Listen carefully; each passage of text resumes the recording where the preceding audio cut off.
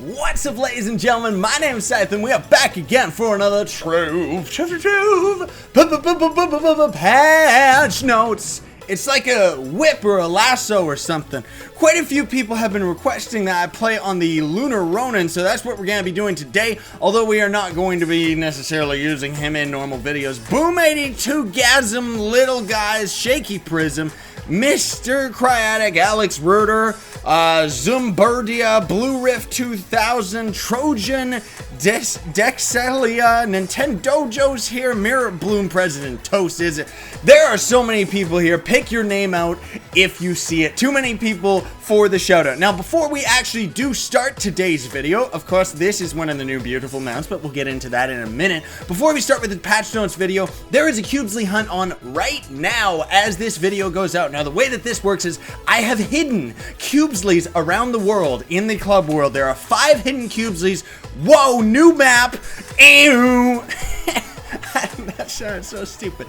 So anyway, there's 5 Cubesleys hidden around the map, and if you can find them all, you get a special prize. However, you have to understand that not everybody can win, only the first person to find them all. And then there is a new Cubesley challenge every week, and you will also go into the Hall of Fame. Now, just before we start the patch notes video, I humbly request you, ladies and gentlemen, fine, beautiful people of the internet, to smack that like button and absolutely destroy it. And without further ado, let's get to the patch notes. Neon Dragons are live. Yes, they are, although I don't see anyone actually riding them yet. Oh my goodness, there it is. Oh, it's beautiful. It has an eye that should be used as a laser, but I don't know if it does. But my goodness, look at that, it's beautiful. Oh, and that must be, it's amazing. Okay, so you can now earn Neon Dragon caches from challenges or purchase them through the store. Not likely. So the way that that works is, for those that don't know, you gotta be Mastery Rank 30, go into a world, there will be a challenge every hour. It's every real life hour, whether you miss it or not. Like right now, it's 20 minutes until it's 5 o'clock as far as I'm recording this, so there's gonna be a challenge at 5 o'clock. And then once you end up going and completing as many dungeons as possible, you are going to get your hands on these beautiful things right here, which we will deal with in a minute. Because first, Neon Dragon caches have an uncommon chance of dropping Neon Dragon souls and have a rare chance of dropping Dragon coins. Now, it doesn't say it in the patch notes, but as far as I know and have heard from the devs, there is no longer an essence. So there shouldn't be, I can't confirm it just yet, a Neon Essence. That means there is just souls, and apparently the souls are a lot more common. Hopefully they are, because, let's get into this, Dragon coins can be used to craft previous Dragon souls as well for forging, by the way. Here it is. So there are now more levels of rewards for Dragon progression. Since souls are more common, the required amount to max your progression has been set to 100. 100 Dragon souls instead of 40. So what do as soon as they make the souls a lot more common? They make it harder to max out. So in a way, it kind of balances out to being the exact same difficulty, if not a little bit harder to actually max out your Dragon. Like, it's ridiculous. But they have a bunch more rewards. As you can see here, the Azulian Dragon has up to 1, 2, 3, 4, 5. This one has 6, 7. And the reason for that is because this first one gives you a helm. The second one now gives you an ally. There's the mount. There is an arsenal. Oh my goodness, so there's neon weapons. That's kind of cool. Then there's the mount itself. The Dragon mount is at 50 souls. That's ridiculous. And wait, that would be the flying mount then, wouldn't it? Yeah, that would be the flying mount at 50 souls. So pretty close, because normally you would get that at 30, I think. Well, that's actually not close at all. And then suddenly it goes, what's this? 50 suddenly to 90? Are you kidding me? For the flying mount that shoots fireballs. And then the maximum one at 100, of course, gives you permanent stat boost. So very, very cool, but my goodness gracious. Now, the chance of getting 1,000 Flux or 50 Eyes of Cthulhu, Aya Cthong. I check out the Cthulhu game, Call of Cthulhu, it's awesome. But anyway, it is less common to get Flux and Eyes from the chests, which they already had changed that anyway. This, I guess, is just their first time officially saying it. Crafting the Azulian Dragon Soul with the Azulian Dragon Essence no longer requires a Dragon Coin, as well as essences. It now costs 4 essences. So what that means is normally you would be able to craft these souls with your essences. So now they, and a dragon coin. So they swapped it now, so it costs 4 essence and a dragon coin instead. And this extra one right here, this is now your way of getting previous dragon mounts are always going to be obtainable through the dragon crucible. So it's going to stick around for a long time. Crafting the, oh, wait a minute, here it is. There is now a new recipe, this one right here, which costs 2 dragon coins and glacial shards only. And in the future, the dragon coins will be usable to get other out of rotation dragons. So in all honesty, I think that they should make the dragon coins more common. They should actually be very, very common if you're going to end up being able to craft all sorts of other dragons, because I did some calculating. So if you are at level 1, and a lot of people are for their dragon challenge, the Azulian dragon is going to cost 80 dragon coins, already ridiculous. Good luck getting that. And 2,000 glacial shards. Now, glacial shards is one of the harder resources to get in the game because they only show up in the ice area and as a whole are very uncommon to find. So I don't know what they're thinking with that. That is absolutely ridiculous. Like, seriously, there is no way. Like, the majority of players don't have the Azulian dragon. A lot of the other players do, myself included, and that is only because I had help. Same with this neon dragon. I am sure that I am going to end up getting a lot of help from all you fine beautiful people to max it out, because otherwise I am not getting it. Like, straight up, I don't have the time to grind every single hour, because if you are lucky enough to get 1 soul per dragon run, which let's see right now, let's see how common they actually are. I bet you not common at all. We're not even gonna get 1. Nope. Well, at least we got a bunch of flux that I'll never use. But if you don't end up getting the soul like we did there, that means that you have to grind 100 hours plus, because you have to go and do the dragon challenge every hour, and then you would have to get at least 1 soul per. So that's 100 hours plus, which the average player in Trove is never going to get. So I'm not exactly sure where those numbers are coming from. I just gotta say, I just wanted to say that piece. Now I will continue. New in the store, the Chaos Chest has been randomized. This week's contents include some hard to find mounts. Mechanics. All boats now accelerate faster when not turning. Doesn't really matter because you still get to use the boat glitch. But anyway, let us go continue up here. Woo! Let's see if we can find ourselves an ocean, hopefully right away. But unfortunately, the world load takes like so long now, I guess because it's so laggy. But as we're waiting for that, scratch that, I'm crazy. So anyway, let's go down here. And let's see how fast this acceleration is. Okay, so that's a little... No, it's not faster at all. That's actually the exact same. Maybe it's slightly faster, but you know what's faster? Doing this. Because now we're actually at max boat speed. So, you know what? The joke's on the Thames. Who cares? I love that glitch. Seriously, I wish there was no acceleration for the boats. I think it would make them a lot more useful. Anyway, whoa, we're already on like 8 minutes. 80 minutes. Yep, I am the 80 minutes. Today on 80 Minutes of Trove. Adventuring. Earthly Dragon Adventurer Chest no longer drop. They have been replaced by the Panda Adventurer Chest, which contains this beautiful panda, it's a raccoon, and a other one that I don't see around. It's a pink one that has a sock for a tail. It's kind of a cool mount.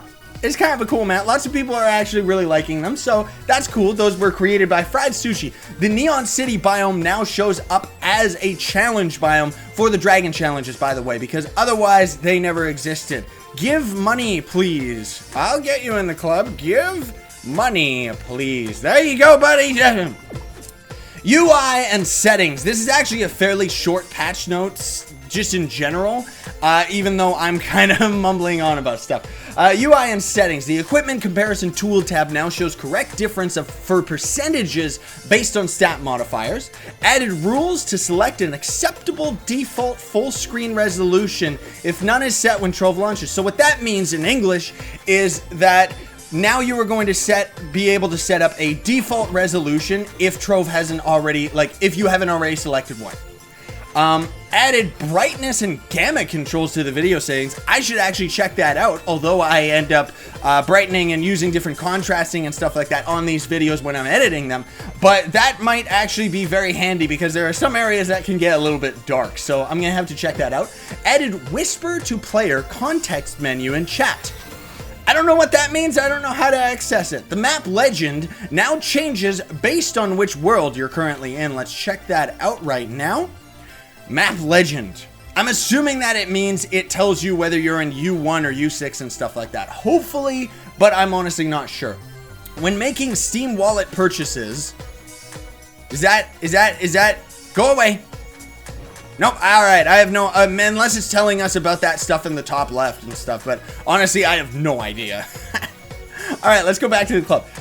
When making Steam Wallet purchases without the overlay enabled, the client now tells you that the overlay must be enabled for that action. Never ran into that issue, so I honestly have no idea.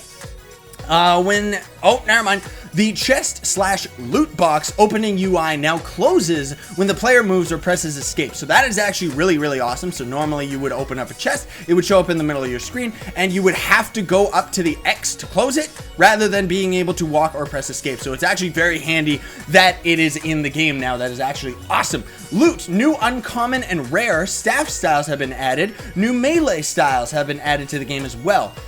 The granted shadow keys, which were broken, should now work. A couple days ago, the devs ended up giving everybody 3 shadow keys, although I never got them and a lot of other people didn't get them, but I honestly don't care. It's just shadow keys, so I'm not gonna bother messaging their support for it. But anyway, the keys that they handed out to everybody didn't work properly, so now they should. Crafting. Crafting can now start a second stack of items. So if you end up crafting something up to 9,999, it will automatically start crafting a second batch instead of just being all glitchy and messed up. The Elysian Flash refilling station on the starting cornerstone is now lootable. This only affects newly created cornerstones, not existing ones. I don't know if that means new players or just in general it's talking about cornerstones. No, that must mean new players, because there's no way you could stay logged in during the patch, right? Bug fixes and polish implemented additional server and database optimizations. The queue is still worse than ever, unfortunately, so I don't know if it is something that they are able to even resolve in the first place. But here's a nice little thing that they ended up adding is now I've noticed I had a queue that was over 30 minutes to log in, and now because why not? That fixes it, right? Now instead of saying like 4,000 minutes and stuff, it just says you have over 30 minutes to wait. So I don't know about that, you guys. Fixed a bug where consecutive day login stat could get reset when it shouldn't have. Honestly, they should just give everybody that consecutive days reward, especially with the queue. Like, come on, guys, seriously. Because the badges over here, I've talked about this a million zillion times. I am only on 17 days right now, and even though they fixed that, which is awesome, don't get me wrong, I wish that it worked retroactively, because I already have this. Like, seriously, it just, I wish that it worked properly. My goodness, I guess because I'm finally on during prime hours. Where is he? Sail me. Alright, anyway, Neon City grass now works like any other grass and will spread onto dirt. Fixed a bug where grass would sometimes change into the wrong type of dirt. The Skyrim no longer incorrectly displays recipe icons on the world map. I wonder if they actually resolved, maybe they already did, I'm not exactly sure. There was a bug in Skylands where it just didn't work properly, where it was like, you would end up going to try and get the cloud shards and it didn't end up working. I don't know if that's already been resolved yet, so don't quote me on it. Master Magician and Master Cheap emblem descriptions no longer incorrectly state that they are bought from the store for qubits or credits. Instead, they correctly state that they are gotten from Mastery. Those are... bloop. Scroll all the way down. Where are they? There they are, the Master's Magician and the Master's Cheap emblem. So now it will display on those appropriately that you will get... Ooh. Just wanted to say keep with the vids. Thank you, Salami. So he didn't actually want to join the club. He just wanted to mention that he's enjoying the video. So thank you very much. Where was I? Fixed an issue with patron passes not working correctly when changing worlds soon after purchase. Hopefully that is going to resolve it for a lot of people retroactively, because usually they're pretty good with that kind of stuff. But I know a lot of people ended up buying patron and they didn't really expect all the queuing to happen, so yeah. Fixed a bug where the fog of war would not update correctly. That's great, because normally we would go into a world and we would load up our map and it would be pitch dark. I think personally they should just get rid of the fog of war. That would be great. But they finally made it so that now the fog of war works correctly. Where were we? Fog of War, I'm using my psychic abilities. Fixed bug where you loot. No, never mind. Fixed a startup crash. All right, let's see about that. Fixed a bug where causing VFX to sometimes not appear. All right, we never ran into that one. Club world maps no longer incorrectly use the dragon. Well, anyway, it has a very long explanation, but ultimately it finally changed all the icons to be very appropriate and very, very cool. I don't know what the officer one looks like, but we'll have to see that later. Hello, beautiful people. Everyone's surrounding me. Cursed Skull. No, fix the unsightly flickering effect in the Warhorse and Radiant Steed mount video effects. Never ran into that because we don't rock those very often, but I guess people must have been complaining because they, as you can see right there, lots of people have been using the Insana Steed lately because, oh, Warhorse, never mind. Insana Steed, no video effects issues. Cursed Skulls no longer break apart when completed. Arcanium Crawler have had their legs made more symmetrical. Cool, because I noticed that was a little bit of a bug with that mount. Slightly decreased number of log lines in the club log. So if you are in a club, you can just type /club log or something like that. I'm not exactly sure what the command is. But it actually shows you a huge wall of text of everything that happened in the club. So I guess they ended up shortening the log so it didn't take so long to type in or something. 3-star dungeons should now use the correct portal on the outside when completed. They said that last patch. I guess they didn't actually fix it, so they did this time. And that seems to be, yep, that's it. That is it for the patch notes video, ladies and gentlemen. So I know that was a little bit longer, but the patch itself had quite a few things worth mentioning while not having that much extra new content other than the neon dragons and the adventure chest swapping out. So good luck to everybody trying to get their hands on the neon dragon. I know everyone's gonna help me, so I'm just gonna straight up say thanks in advance because I would never be able to get half of the items that I even have in this game if not for you, as well as I would not be as stoked as I am. I mean, this is already one of my favorite MMOs, that's for sure, but seriously, a lot of love goes out to all you fine beautiful people of the internet because seriously, you've made this awesome, you know, like the fact that the Trove series is kind of exploding for me and the likes are just going through the roof, which very much helps me out because it means that my videos are going to show up more for random people and stuff like that. Either way, just thank you all so much for watching. Thank you all so much for tuning in and for all your support. I would also just, well, yeah, thanks everybody. I hope you have a great day. Sign on and stay epic, everybody. Believe in yourself.